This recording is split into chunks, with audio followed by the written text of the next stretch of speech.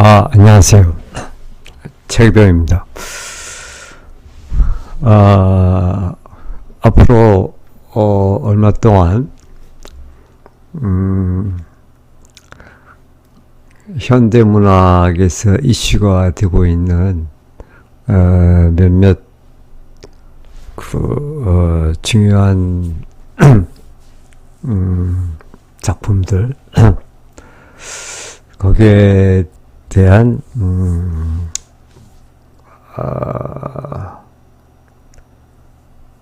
그 키워드와 인용문을 좀 제시하려고 합니다. 첫 번째로 파스칼 끼냐르 이 사람 굉장히 중요하기도 하고 또 난해하고 좀 그런데 그러니까 끼냐르의 작품에 접근하기 위해서 상당히 도움이 될 만한 그런 키워드를 인용문과 함께 좀 살펴보려고 합니다. 그래서 오늘은 그 끼냐르의 그런 주요 키워드 중에서 첫 번째로 인판스라는 이 말을 좀 같이 살펴보려고 합니다. 그래서 인판스라는 말은 이건 라틴어인데 끼냐르가 실제로 이 말을 직접 사용하고 있습니다. 자세한 내용을 지금부터 좀 같이 보려 합니다. 이건 좀 우리말로 풀어본다면은 언어 습득 이전의 어떤 실존적 상태 이렇게 얘기할 수가 있는데 좀 더 자세한 내용을 보도록 하겠습니다.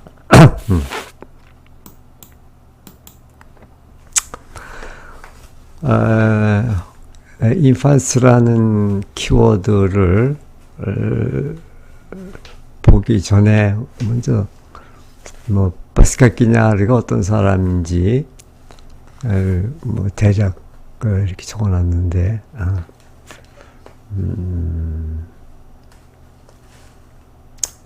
1948년 프랑스 노르망디에서 태어난 소설가이자 철학자이자 또 음악가이기도 하죠. 우리가 잘 알고 있는 그 세상의 모든 아침 영화 나온 거 있죠. 요 책의 저자입니다.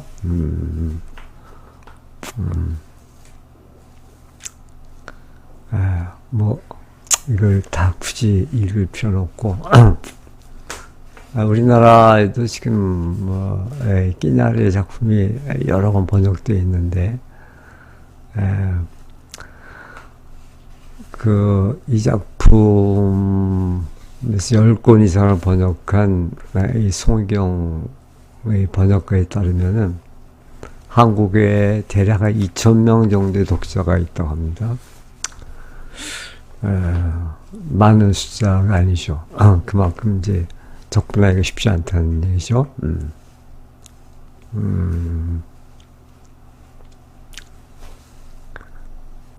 자, 그래서 이 끼냐르의 작품에 많이 등장하게 되는 그 인판스라는 이 개념, 인판스라는 이 말에 대해서 좀 살펴보려고 합니다.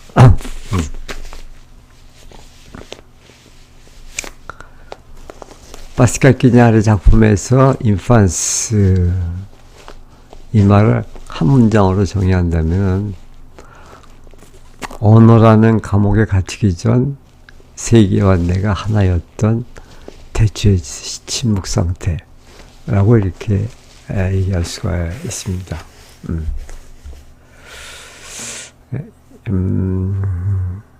자, 요 인판스라는 핵심어를 세 가지 측면에서 요약 시작하면은 우선 그 어원적 의미는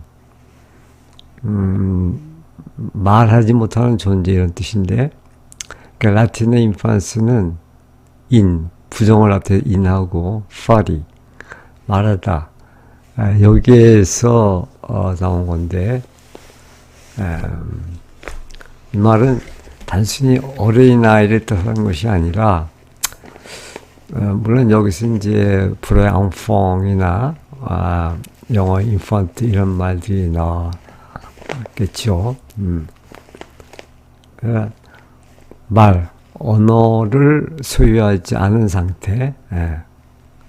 그러니까 어린아이가 말을 배우기 이전 언어를 모르는 상태를 말하는데, 인간은 말을 배우는 순간 세상을 단어로 분별하고 규정하기 시작하여 그 과정에서 대상과의 직접적이고 야생적인 접촉을 상실한다고 그렇게 보고 있죠. 실제로 그렇죠. 언어는 우리가 어떤 원초적인 진리를 접하는데 아주 결정적인 장애가 되는 것이죠. 그래서 어원적 의미는 이제 이런 거고, 또 이 말은 우리가 잃어버린 태초의 고향을 나타낸다고 볼 수가 있는데, 키냐르는 우리가 어머니의 자궁 안에서 언어 없이 오직 소리의 진동, 뭐 심장 박동이라든지 양세 울림이라든지 이런 그 원초적인 진동으로만 존재했던 시절을 궁극적인 인판스로 상정합니다. 그러니까 말을 배우는 것은 이 낙원으로부터 추방당한다는 것이며, 우리는 평생 그 시절의 침묵과 충만함을 그리워하는 향수병을 앓고 있는 존재라는 것이죠.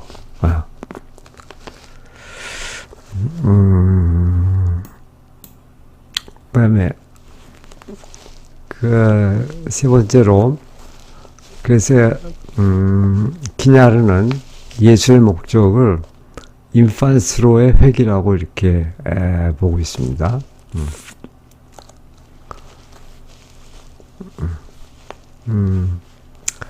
그의 작품에서 음악가, 작가, 화가들이 고통스럽게 창작에 매달리는 이유는 단 한 가지다. 그게 뭐냐? 언어라는 장벽을 뚫고 들어가 다시 그 말할 수 없는 진실, 인판스에 가닿기 위해서라는 것이죠. 그래서 끼냐르는 우리가 일상에서 잠시나마 그 인판스의 상태를 경험할 수 있는 순간들을 제시하는데, 우선 그 음악은 단어 없이 소리만으로 소통하는 음악은 인판스에 가장 가깝다. 그러니까 그 순수 음악, 그 어떤 가사가 없는 그런 음악들, 뭐 소나타, 심포니 이런 거 말하겠죠.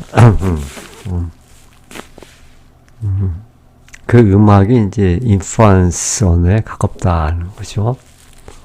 또 침묵, 말을 멈출 때 비로소 세상의 근원적인 소리가 들리기 시작한다는 것이죠. 그래서 침묵이 대단히 중요한데, 기냐리 작품에서 또 우리가 사랑에서도 어떤 인판스를 경험할 수가 있는데, 그러니까 격정적인 사랑 속에서 인간은 언어를 잃고 비명이나 숨결 같은 말 이전의 소리로 들어간다. 이제 이런 상태가 인판스의 상태라는 것이죠.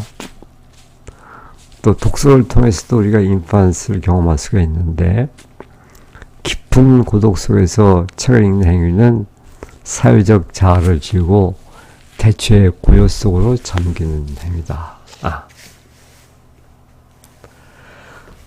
그래서 예술가, 작가, 음악가, 화가들은 언어의 그물을 찢고 다시 그 인판스의 상태, 즉 말 이전의 순수한 진심과 경이로움으로 돌아가려고 그렇게 고군분투한다는 것이죠. 자, 인판스가 대체로 이런 거라는 거죠. 자, 그럼 이제 실제로 그 작품에 나타나는 인판스와 관련된 그 인용문을 원문과 함께 몇 개 보도록 하겠습니다. 자, 우선 첫 번째 인용문은 언어라는 과목 이전의 세계, 그것이 바로 이제 인판스의 세계가 되겠죠. 자, 먼저 번역문 한번 읽겠습니다. 인판스는 아직 말하지 않는 존재이며 온전히 감각과 경청, 세계의 거친 현존 속에 머무는 존재이다. 언어 이전에는 육체와 하늘 사이에, 손과 사냥감 사이에 분리가 없었다. 우리는 이 야생의 토기성을 단어의 질서와 맞바꾸었고, 그 후로 우리는 예술을 통해 그 최초의 선의 신선함을 되찾으러 헤매는 망명자들이 되었다. 이런 내용인데, 자, 그러면 프랑스 원문을 보겠습니다.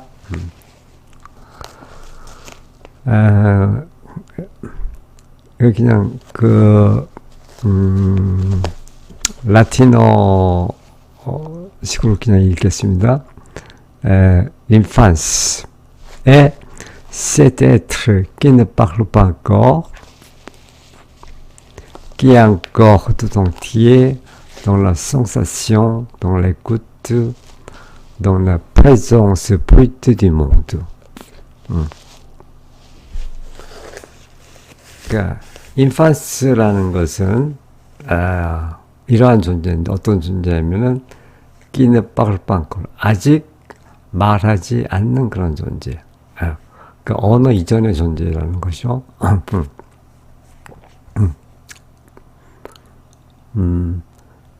Qui est encore tout entier dans la sensation.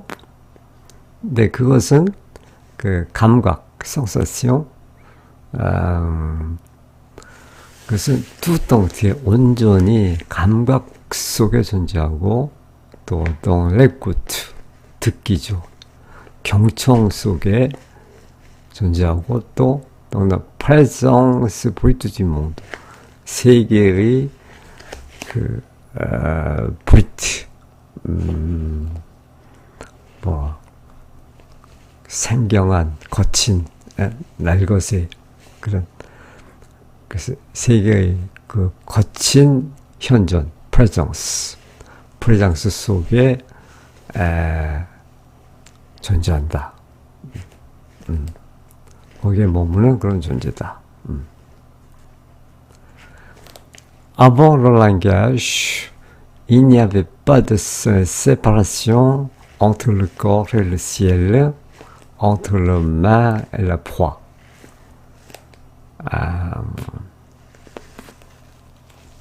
자, 언어 이전에는, 우리가 말을 배우기 전에는, avant langage, il n'y avait pas de séparation. 어떤 구분이 없었다. entre le corps et le ciel. 그러니까 육체와 하늘 사이에 구분이 없었다. 또 entre la main et la proie, 손과 포화, 사냥의 먹잇감이죠. 그래서 그 손과 사냥감 사이에 그런 구분이 없었다. nous avons troqué cette unité sauvage contre l'ordre des mots.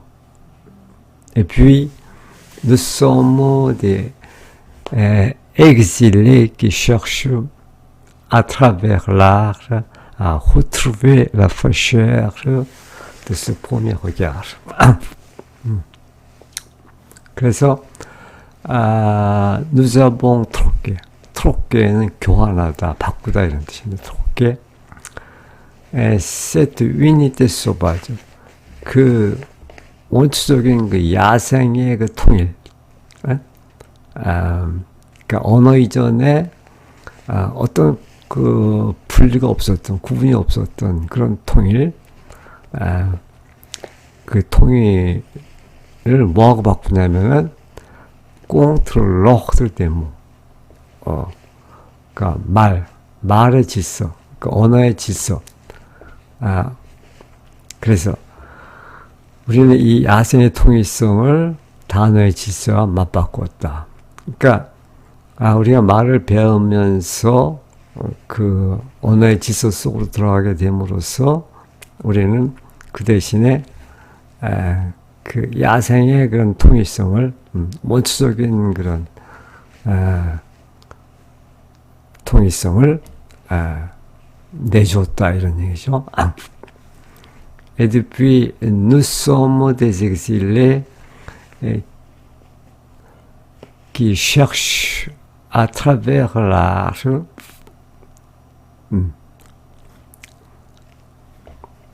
à travers l'art, 예술을 통해서 cherche à retrouver la fraîcheur de ce premier regard. 이 최초의 시선. 우리가 언어를 배우기 이전에 그 최초의 시선, 모든 것이 하나로 통합되어 있던 그 최초의 시선의 그 신선함, fraîcheur를 다시 찾가, 다시 찾으려고 이제 애쓰는 거죠. 그런 그 exilé, 추방당하는 자죠. 그 망명자. 그래서 우리는 그 망명자가 되었다. 그런 그 최초의 그 신선한 그런 그 오게아르, 그 시선으로부터 쫓겨났다 이런 얘기죠. 그래서 우리는 그토록 그렇게 이 포미 허게아르, 원초적인 그 허게아르를 찾아서 모든 그 예술가들이 이렇게 몸부림을 친다 이런 얘기가 되겠습니다. 한 번 더 읽겠습니다. 인판스는 아직 말하지 않는 존재이며 온전히 감각과 경청, 세계의 거친 현존 속에 머무는 존재이다. 언어 이전에는 육체와 하늘 사이에 손과 산산감 사이에 분리가 없었다. 우리는 이 야생의 통일성을 단어의 질서와 맞바꾸었고 그 후로 우리는 예술을 통해 그 최초의 시선의 신선함을 되찾으려 헤매는 망명자들이 되었다. 자, 두 번째 영문입니다. 그래서 이제 인판스하고 음악과의 관계인데, 음악은 인판스로 가는 통로가 된다 이런 얘기인데, 그래서 음악이 왜 우리를 말할 수 없는 감동을 이끄는지에 대한 설명이 되기도 합니다. 먼저 번역문 한번 읽겠습니다. 음악은 우리를 인판스의 상태로 되돌려놓는다. 음악은 의미를 뛰어넘어 신체의 옛날에 직접 도달한다. 음악은 우리가 어머니의 태내에 있던 그 시절, 소리가 메시지가 아니라 하나의 환경이자 파동이며 보호막이었던 시절에 대한 그 음향적 기억이다. 하나의 소나타를 듣는다는 것은 어둠의 리듬에 맞춰 진동하는 알파벳 없는, 그러니까 문자가 없는, 알파벳 없는 존재로 잠시 되돌아가는 일이다. 그러니까 우리가 음악에 몰입하는 그 순간 우리는 그 인판스의 상태로 되돌아갈 수 있다는 거죠. 그는 세상의 모든 아침 둘레 마땅 듀 몽두에 나오는 말이죠. 자, 그럼 원문 보겠습니다. La musique nous ramène vers l'état d'enfance. 어떻게 읽어야 좋을지 모르니까 그냥 인판스를 읽겠습니다.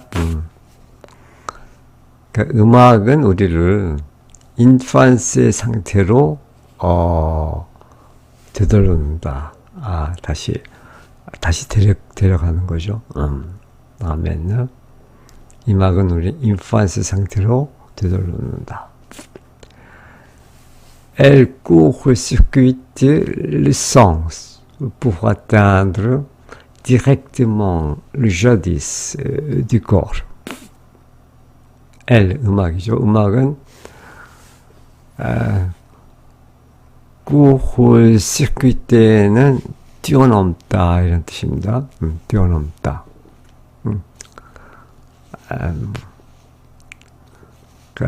le sens, 그 의미. 여기서는 의미죠. 이때는 음악은 그 의미를 뛰어넘는다. 의미를 초월한다. Pour atteindre directement 직접 atteindre le jadis du corps. 그 육체의 옛날, 육체의 그 원초적인 상태.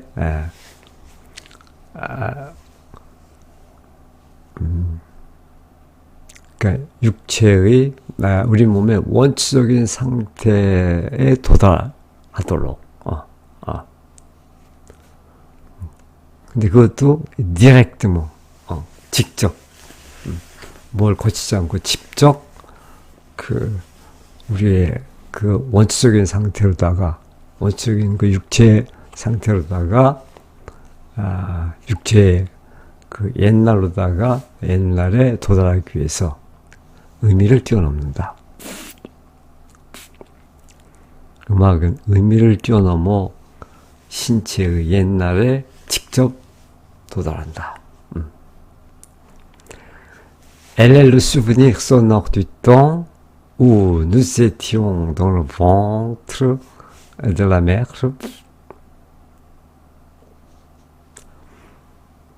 자, 또 음악은 le souvenir sonore du temps. 시간의 음향적 기억이다. 시간에 대한 그 소리의 기억이다. 근데 그 기억 속에서 nous étions 근데 우는 똥이군요. 근데 어떤 시간이냐면은 où nous étions dans le ventre de la mère. 어머니의 뱃속, 어머니의 그 태내에 우리가 있었던, 어머니의 태내에 있었던 그 시간에 대한 소리의 기억이다. 음악은 우리가 어머니의 태내에 있던 시절, 또 là où le son n'était pas un message, mais un milieu, une onde, une protection. 그런데 그 상태에서는 그 어머니의 태내에 있던 그 시절, 그 시간 속에서 일성 소리는 n'était pas un message. 그것은 메시지가 아니었단 말이에요. 어떤 의미를 전달하는 그런 메시지가 아니다 이 말이죠. 그 뭐냐, 미래, 그것은 다만 환경, with onde, 하나의 파동, with protection, 보호막, 그래서, 그 어머니 태내에 있던 시절에는 소리가 메시지가 아니라 하나의 환경이자 파동이며 보호막이었던 그런 시절이 되는 거죠. 그러니까 그 음악이라는 것은 그러한 시절에 대한 음향적 기억이다. 소리의 기억이다. Écoutez une sonate, c'est redevenir pour un instant cet être sans alphabet qui vibre au rythme de l'ombre. 그래서 하나의 소나타를 듣는다는 것은 écouter une sonate, c'est redevenir 다시 되는 것이다. pour un instant 잠시 뭐가 되냐? cet être 그러한 존재, 어떤 존재? sans alphabet, 알파벳이 없는 존재. qui vivre au rythme de l'ombre. 그 어둠의 그 리듬에 진동하는, 어둠의 리듬에 맞춰 진동하는 알파벳 없는 존재로 잠시 되돌아가는 일이다. Écouter une sonate, 하나의 소나타, 음악을 듣는다는 것은 c'est redevenir pour un instant, 잠시 cet être sans alphabet, 알파벳이 없는 그런 상태, 그런 존재가 다시 되는 것이다. qui vivre au rythme de l'ombre, 그 어둠의 리듬에 맞춰서 우리가 진동하는 그런 존재로다가 돌아가는 것이다.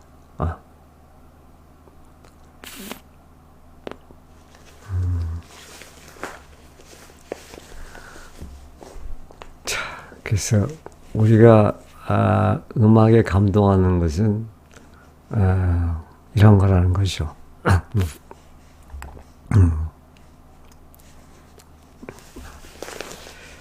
자, 그 다음에 세 번째 인용문입니다. 언어의 베일 아래 숨겨진 침묵. 진실은 언어 속에 있는 것이 아니라 언어가 닿지 않는 시면에 있음을 강조한다. 자, 번역문 먼저 읽겠습니다. 모든 단어 아래에는 세계의 유년기에 속하는 침묵이 있다.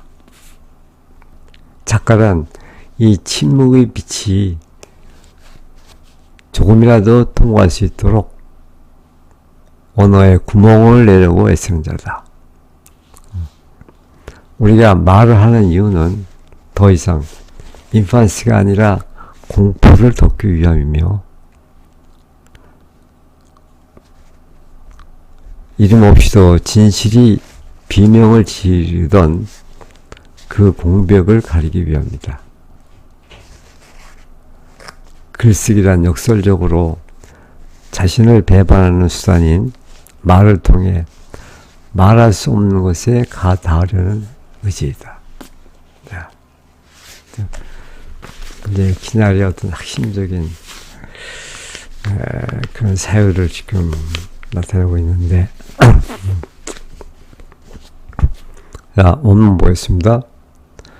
Sous chaque mot, il y a un silence qui appartient à l'enfance du monde. 자, enfance,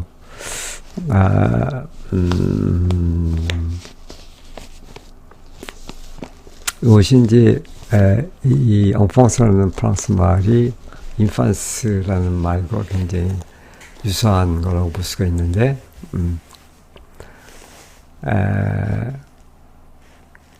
그러니까 그 모든 말 그 밑에는 어떤 침묵이 있는데, il y a un silence. 어떤 침묵이냐면 qui appartient à l'enfance du monde. 그 세계의 유년기, enfance. 세계의 유년기에 속하는, 세계의 유년기에 속하는 그런 침묵이 있다.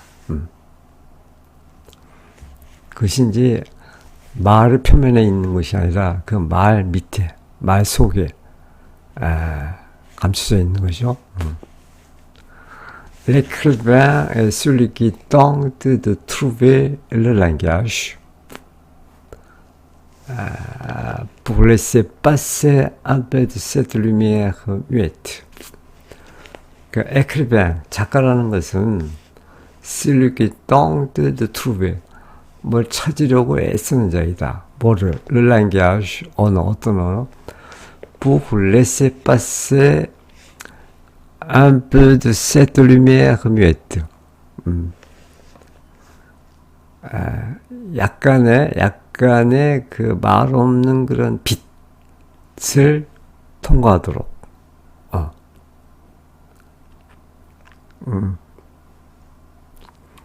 그러니까 이 약간의 그런 말 없는 빛, 침묵의 빛, 이 침묵의 빛이죠.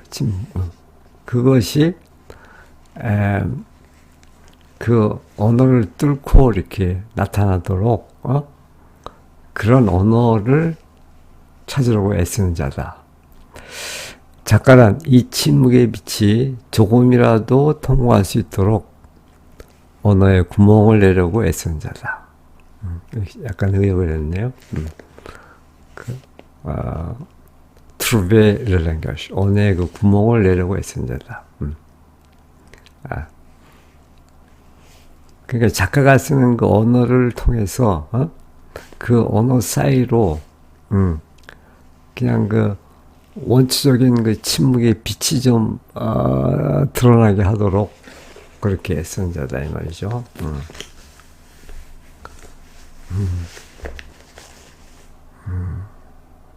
왜?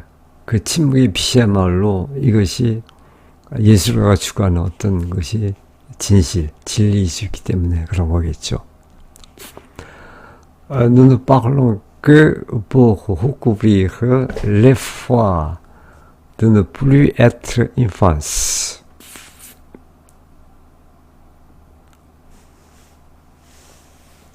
이건 늦거죠. 우리는 다만 무엇을 위해서만 말할 뿐이다. 후쿠브리를 다시 찾는 거죠. 후쿠브리, 덥다. 구브리를 덥다. 레포아 공포, 레포아 어떤 공포? de ne plus être enfants. 이제 더 이상 우리가 인펀스의 상태가 아니라는 그런 공포. 인펀스를 상실했다는 그런 공포를 덮기 위해서 우리는 말할 뿐이다. 그래서 우리가 말을 하는 이유는 더 이상 인펀스가 아니라는 그 공포를 덮기 위함이다. 또 우리가 말하는 이유는 pour masquer ce vide ou la vérité, crier sans avoir besoin de nom, masquer 가리다, ce vide, 이 공백, ce vide, ou la vérité, 진리, vérité crier, 외치다, sans avoir besoin de nom. 그러니까 이름을 더 이상 필요로 하지 않는, 필요로 하지 않고 외치는.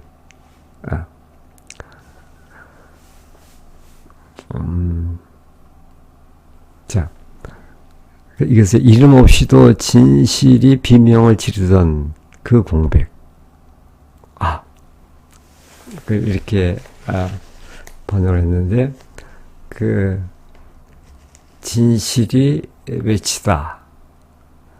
그러니까 이름을 필요로 하지 않고, 그러니까 이름이 없이도, 그러니까 말을 하지 않고도 그 진실이 소리치는 거죠. 그것이 이제 그런 공백인데, 그래서 이 비드, 이 공백은 아주 그 중요한 개념인데, 이 공백은 어떤 침묵과도 통하는 것이고, 그 인판스하고도 통하는 것이고, 결국은 그 예술가들은 그 공백의 상태가 두렵기도 하지만 그 공백 속에만 이제 진리가 있기 때문에 그 공백을 드러내려고 애를 쓰는데, 근데 우리가 말을 한다는 것은, 언어로다가 표현한다는 것은 그러한 공백이 두려워서 그것을 감추기 위해서 우리는 말을 한다는 그런 얘기죠. 우리가 말하는 이유는 더 이상 인펀스가 아니라는 공포를 덮기 위함이며, 이름 없이도 진실이 비명을 지르던 그 공백.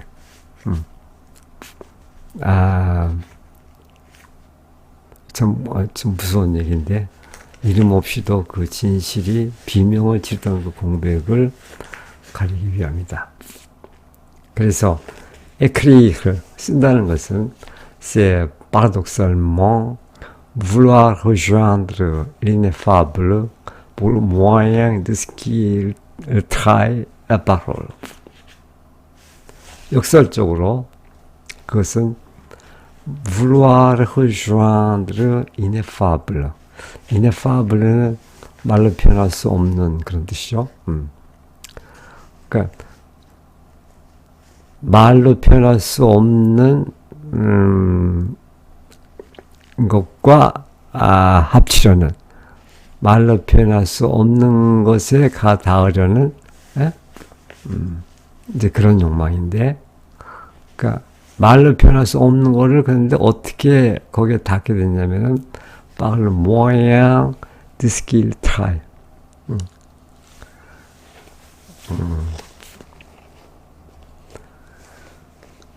이때 르는 l'ineffable를 말하겠죠. 말로 표현할 수 없는 것을 배반하는 그런 수단. 그러니까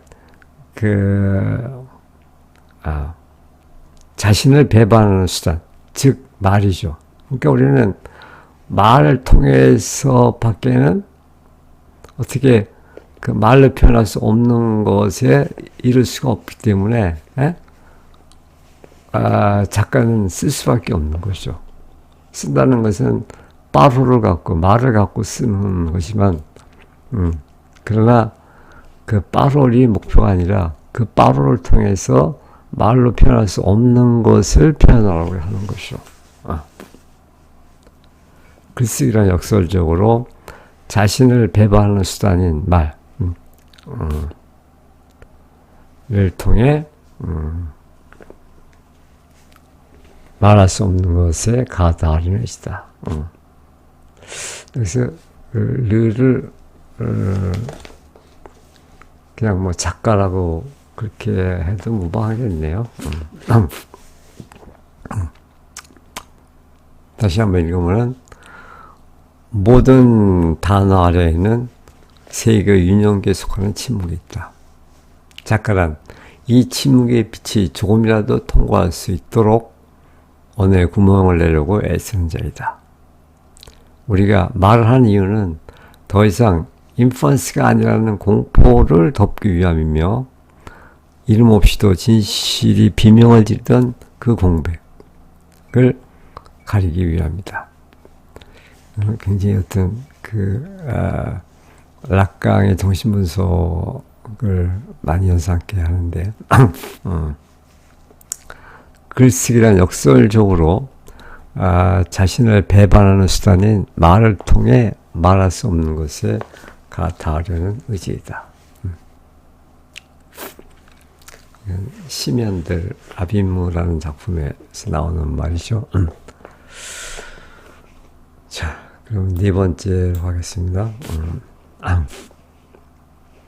네 번째, 읽는 행위와 인판스의 회복. 독서가 어떻게 우리를 가장 원초적인 고독으로 안내하는지를 설명한다. 읽는다는 것은 방안의 고독 속에서 다시 인펀스가 되는 것이다. 그것은 인간들이 거리에서 벗어나 판단하지 않고 규정하지 않으며 단지 그 그림자들이 자신을 통과하도록 내버려두는 원초적 경청을 되찾는 일이다.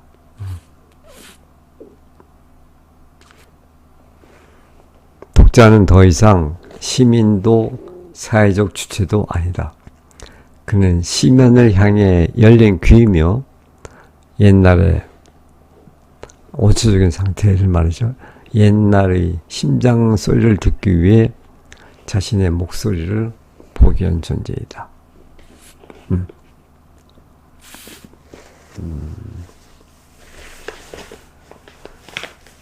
자, 원문 보겠습니다. Lire, c'est redevenir enfance dans la solitude de la chambre. 읽는다는 것은 방의 고독 속에서 다시 인펀스가 되는 것이다. C'est s'extraire du commerce des hommes. 그것은 그 인간의 거래를 빠져나오는 것이다.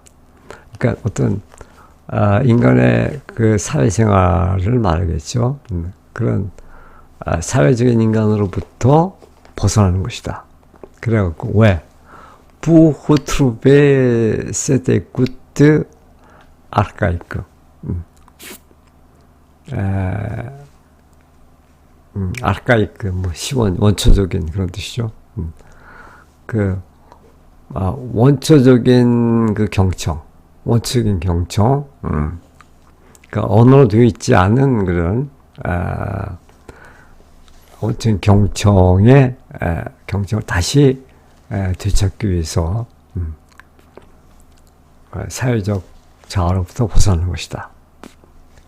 거기에서 on ne juge pas, 우리는 판단하지 않고 이미 뭐 사회적 그런 자아를 벗어났으니까 판단하지 않고 l'on ne cause pas, 우리는 이제 코드 뭐 규정하는 거죠. 우리는 뭘 규정하지 않고 따지지 않는 거죠. l'on se laisse simplement traverser par la l'ombre.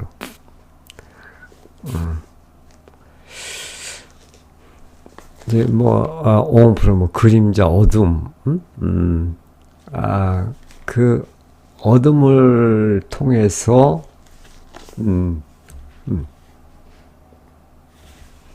다만 그 어둠을 통해서 그림자를 통해서 자신을 트라백세 하도록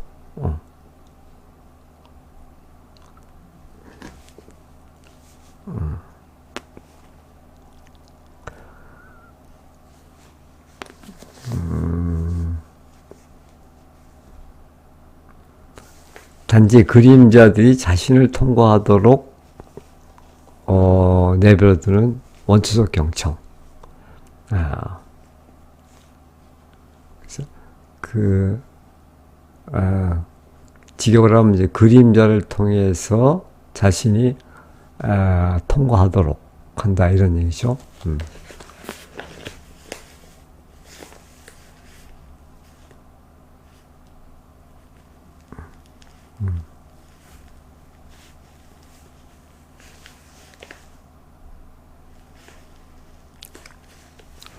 그림자들이 자신을 통과하도록 내버려두는 원초적 경청을 되찾는 일이다.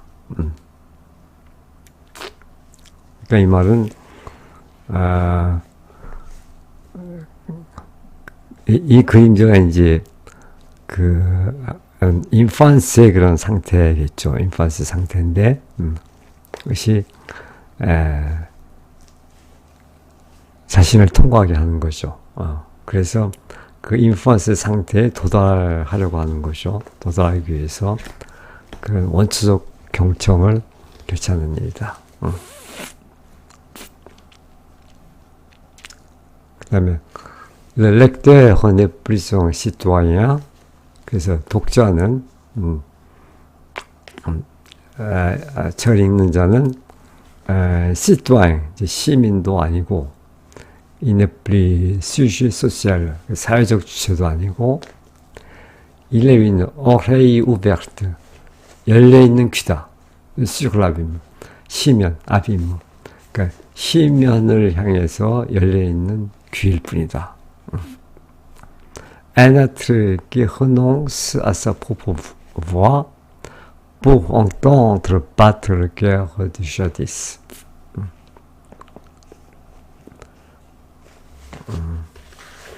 renonce, 이제 포기하다 이런 뜻이죠. 그 자신의 목소리를 포기하는 자이다. 뭐 하려고?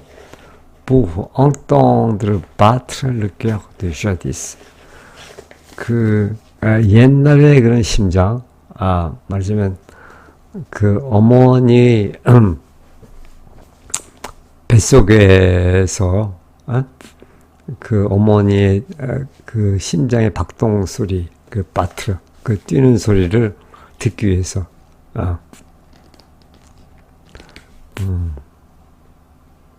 그래서, 현재 자기의 그런 목소리를 포기하는 자이다. 옛날의 심장 소리를 듣기 위해 자신의 목소리를 포기한 존재이다. 다시 한번 읽으면, 읽는다는 것은 방안의 고독 속에서 다시 인펀스가 되는 것이다. 그것은 인간들이 거래에서 벗어나 판단하지 않고 규정하지 않으며 단지 그림자들이 자신을 통과하도록 내버려두는 원초적 경청을 되찾는 일이다. 독자는 더 이상 시민도 사회적 주체도 아니다. 그는 시면을 향해 열린 귀이며 옛날의 심장 소리를 듣기 위해 자신의 목소리를 포기한 존재이다. 그 다음에 5번째.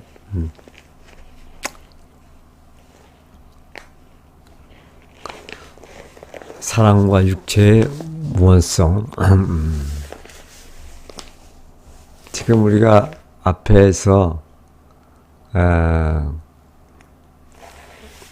인펀스로 회개하는 것인지 그것이 예수의 목적이라고 그랬는데 그러한 상태가 이제 음악, 침묵, 사랑, 독서. 그래서 지금 요 사랑에 대해서 지금 인용문을 보려는 거죠.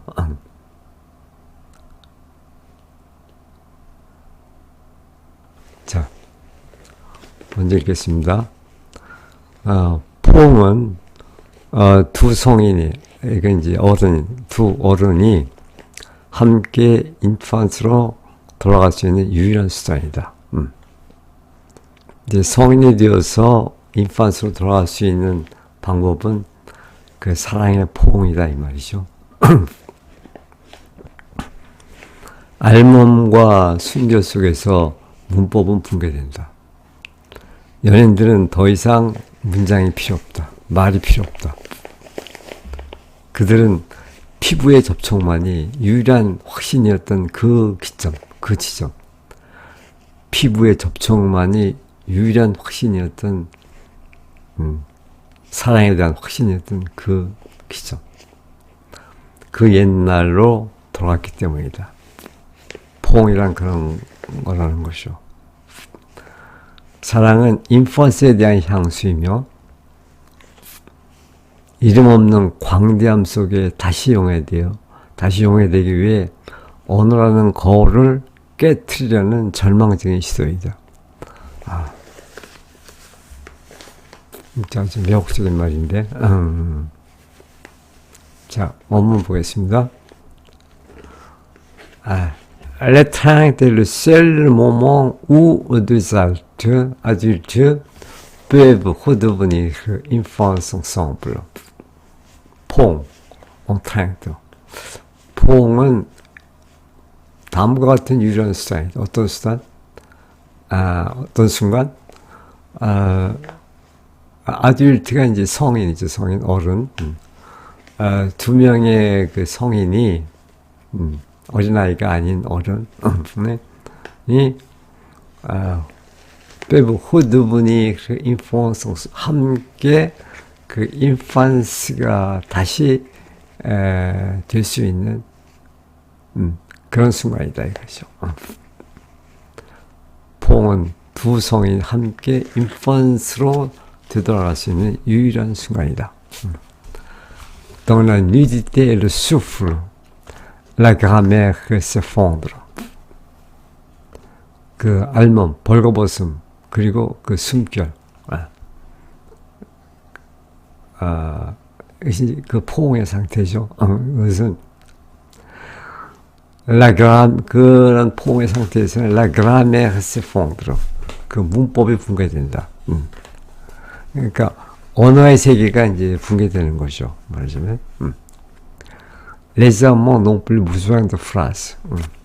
그 연인들은 이럴 때 그 연인들은 더 이상 phrase 문장이 필요 없다. 말이 필요 없다.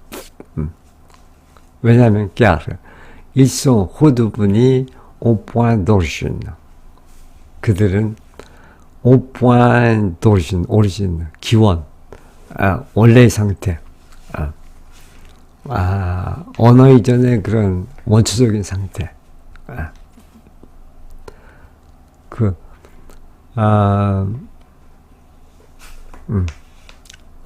그 기원의 지점, 그 기원의 지점으로 다시 되돌아왔기 때문이다.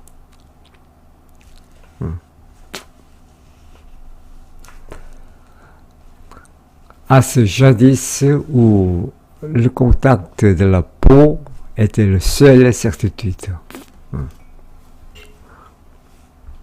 그 이제 그 기원의 그 기점, 그 지점이라는 것은 그것이 이제 결국 옛날 스 자디스, 자디스가 여러 번 나오죠. 옛날 그 언어 이전의 어떤 원초적 상태를 말하는 거죠. 우 le contact de la peau, 그 피부의 접촉이 était la seule certitude. 그것만이 어떤 유일한 그런 확실함이었던, 피부의 접촉만이 유일한 확신이었던 그 옛날로 다시 돌아가는 것이다.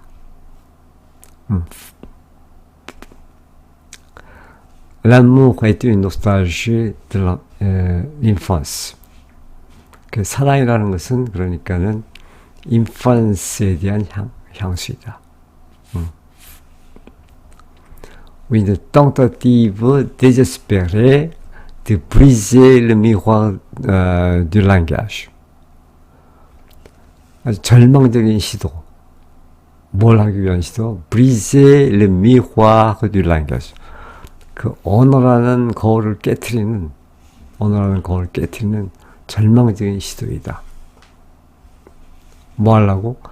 Pour se fondre à nouveau dans l'immensité sans nom.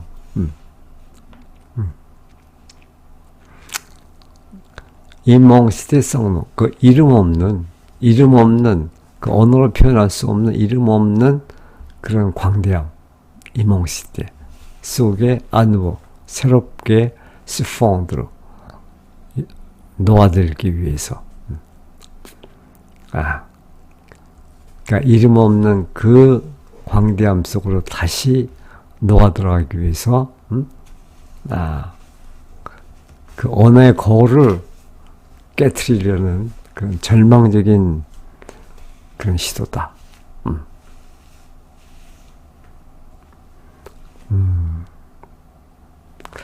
다시 한번 읽으면, 퐁은 두 성인이 함께 인판스로 되돌아갈 수 있는 유일한 순간이다. 알몸과 숨결 속에서 문법은 붕괴된다. 연인들은 더 이상 문장이 필요 없다. 그들은 피부의 접촉만이 유일한 확신이었던 그 지점, 그 옛날로 돌아갔기 때문이다. 사랑은 인펀스에 대한 향수이며 이름 없는 광대함 속에 다시 용해되기 위해 언어라는 거울을 깨트리려는 절망적인 시도이다.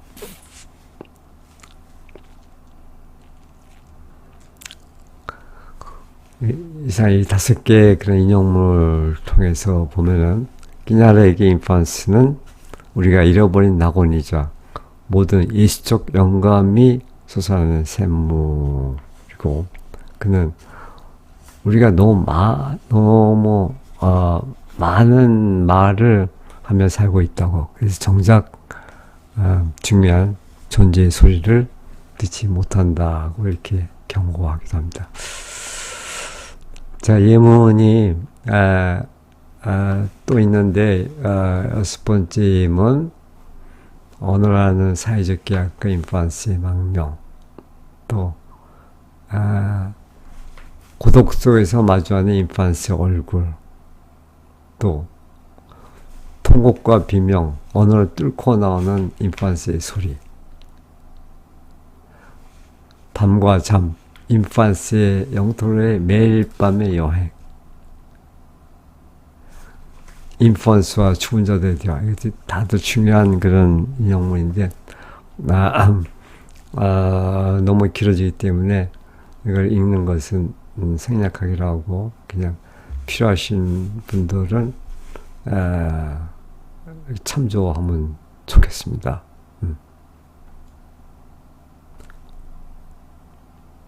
자, 이렇게 해서 오늘은 그 끼냐르의 어떤 핵심 키워드라고 할 수 있는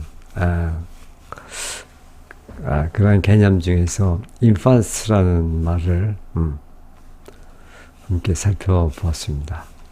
예, 고맙습니다.